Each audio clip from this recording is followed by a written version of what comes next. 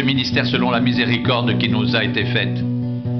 Nous ne perdons pas courage, nous rejetons les choses honteuses qui se font en secret. Nous n'avons point une conduite astucieuse et nous n'altérons point la parole de Dieu. Mais en publiant la vérité, nous nous recommandons à toute conscience d'homme devant Dieu. Si notre évangile est encore voilé, il est voilé pour ceux qui périssent, pour les incrédules dont le Dieu de ce siècle a aveuglé l'intelligence afin qu'ils ne voient pas briller la splendeur de l'évangile, de la gloire de Christ qui est l'image de Dieu.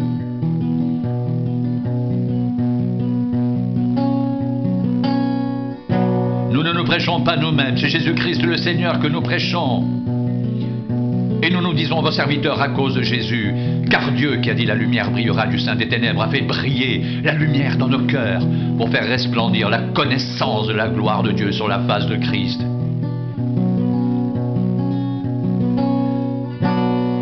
Nous portons ce trésor dans des vases de terre afin que cette grande puissance soit attribuée à Dieu et non pas à nous. Nous sommes pressés de toute manière, mais non réduits à l'extrémité. Dans la détresse, mais non dans le désespoir, persécutés, mais non abandonnés, abattus, mais non perdus, portant toujours avec nous dans notre corps la mort de Jésus, afin que la vie de Jésus soit aussi manifestée dans notre corps. Car nous qui vivons, nous sommes sans cesse livrés à la mort à cause de Jésus, afin que la vie de Jésus soit aussi manifestée dans notre chair mortelle.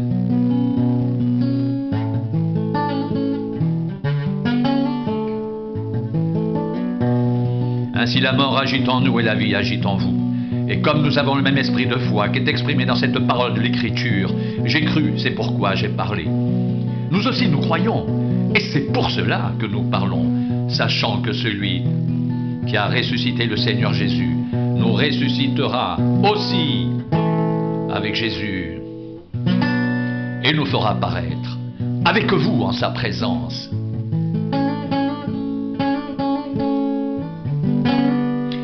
Tout cela arrive à cause de vous, afin que la grâce, en se multipliant, fasse abonder à la gloire de Dieu les actions de grâce d'un plus grand nombre.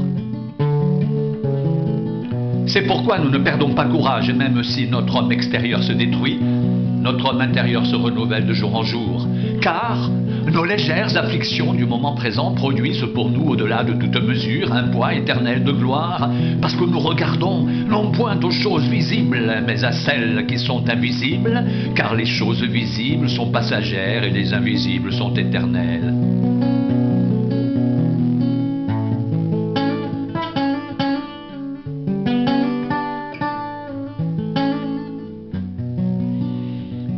Nous savons en effet que si cette tente où nous habitons sur la terre est détruite, nous avons dans le ciel un édifice qui est l'ouvrage de Dieu, une demeure éternelle qui n'a pas été faite de main d'homme. Aussi gémissons-nous dans cette tente, désirant revêtir notre domicile céleste, si du moins nous sommes trouvés vêtus et non pas nus. Car tandis que nous sommes dans cette tente, nous gémissons accablés, parce que nous voulons non pas nous dépouiller, mais nous revêtir, afin que ce qui est mortel soit englouti par la vie. Et celui qui nous a formés pour cela, c'est Dieu, qui nous a donné les arts de l'esprit.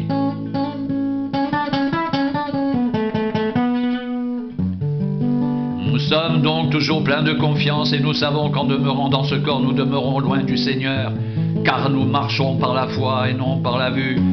Nous sommes pleins de confiance et nous aimons mieux quitter ce corps et demeurer auprès du Seigneur. C'est pour cela aussi que nous nous efforçons de lui être agréables, soit que nous demeurions dans ce corps, soit que nous le quittions, car il nous faut tous comparaître devant le tribunal de Christ, afin que chacun reçoive selon le bien ou le mal qu'il aura fait étant dans son corps.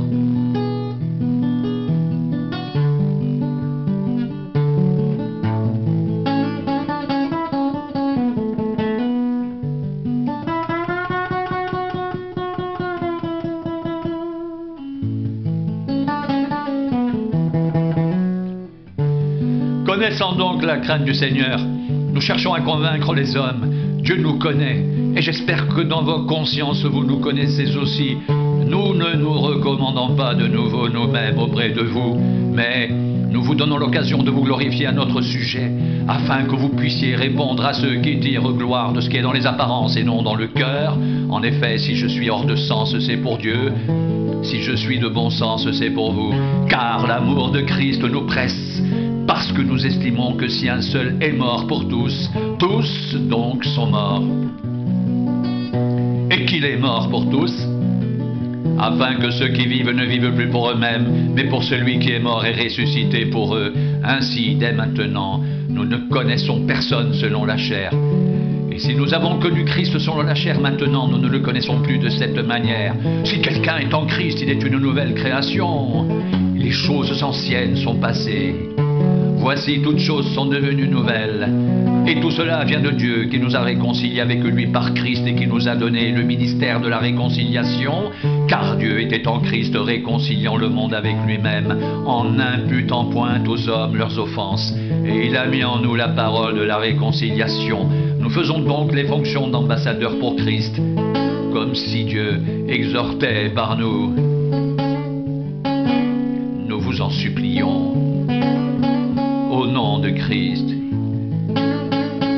Soyez réconciliés avec Dieu. Celui qui n'a point connu le péché l'a fait devenir péché pour nous, afin que nous devenions en lui justice de Dieu. Puisque nous travaillons avec Dieu, nous vous exhortons à ne pas recevoir la grâce de Dieu en vain. Car il dit: au temps favorable, je t'ai exaucé, au jour du salut, je t'ai secouru. Voici maintenant le temps favorable, voici maintenant le jour du salut.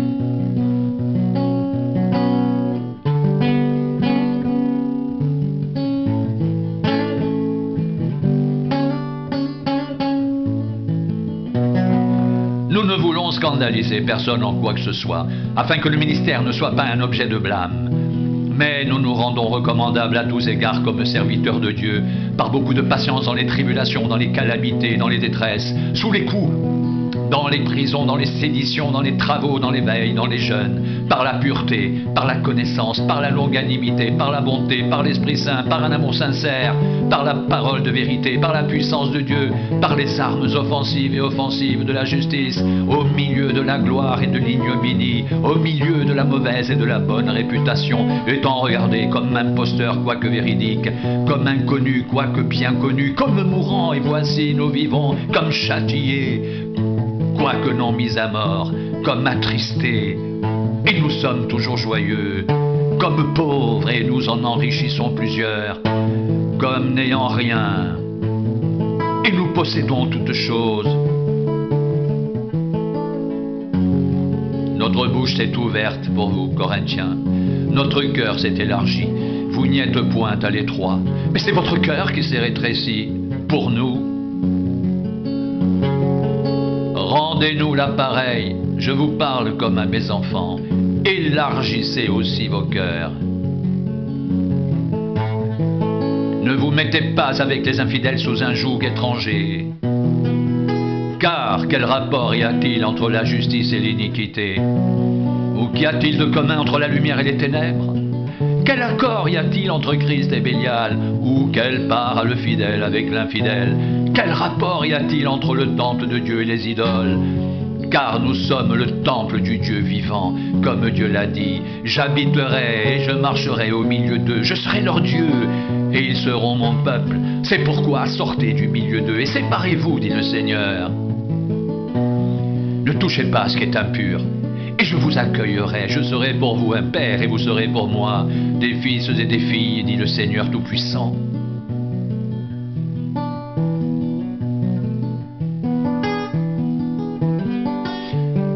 Ayant donc de telles promesses, bien-aimés, purifions-nous de toute souillure de la chair et de l'esprit, en achevant notre sanctification dans la crainte de Dieu.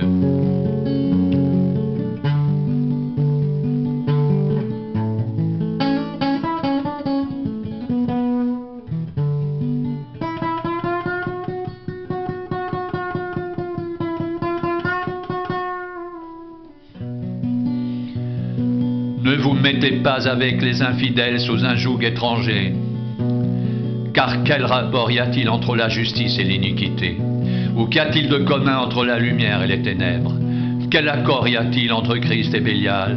Ou quelle part a le fidèle avec l'infidèle? Quel rapport y a-t-il entre le temple de Dieu et les idoles?